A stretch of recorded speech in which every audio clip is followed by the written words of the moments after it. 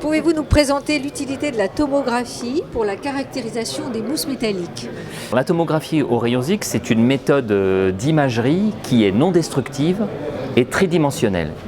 Donc les avantages et les intérêts de cette méthode pour la caractérisation des mousses, ils sont donc contenus dans ces deux termes. Non destructif, ça veut dire qu'on est capable de caractériser les échantillons sans les endommager en réalité. Donc ça a un intérêt pour ne pas abîmer sa pièce. Tridimensionnel, ça veut dire qu'on obtient une visualisation en 3D en fait des échantillons. Alors dans le cas des mousses, c'est particulièrement intéressant parce que la forme, la complexité de l'architecture de ces mousses justement nécessite qu'on puisse aller caractériser cette complexité avec des méthodes qui ne sont pas des méthodes simplement bidimensionnelles.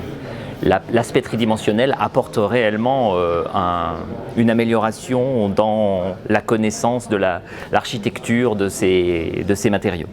Et maintenant, présentez-nous donc les outils pour effectuer cette tomographie. La tomographie se met en œuvre dans les laboratoires de recherche ou les laboratoires industriels avec l'aide d'un appareil qui ressemble à ce que les gens connaissent un petit peu sans doute sous forme d'un microscope. En tomographie, on parle d'un tomographe en fait, ou d'un scanner. Donc c'est un dispositif assez simple, une boîte en plomb pour protéger le manipulateur des rayons X. Et puis à l'intérieur de cette boîte, on a un tube à rayons X et un détecteur qui fait des mesures d'absorption. Donc à partir de ces dispositifs, on peut arriver donc à obtenir les images dont je parlais précédemment, c'est-à-dire les images tridimensionnelles par exemple des mousses du projet FOAM. Après l'obtention de ces images, on peut faire toute une série d'études complémentaires en fait. On peut prendre ces images et on peut les utiliser pour faire des mesures sur l'échantillon. On va parler de caractérisation quantitative de l'architecture.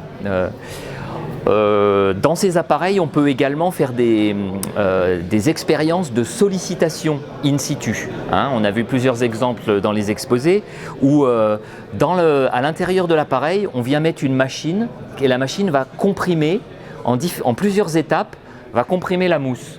Ce qui va permettre par exemple d'observer le mécanisme d'effondrement ou de déformation de cette mousse. Ensuite, un peu plus compliqué mais très utile aussi, l'image qu'on a réalisée, on peut imaginer la traduire dans un modèle élément fini. Ce qui va permettre de faire des calculs des propriétés thermiques ou des calculs des propriétés mécaniques de l'échantillon. Tout ça, encore une fois, à partir d'une analyse non destructive au départ de la pièce, ce qui permet de faire des retours entre l'analyse et puis la structure.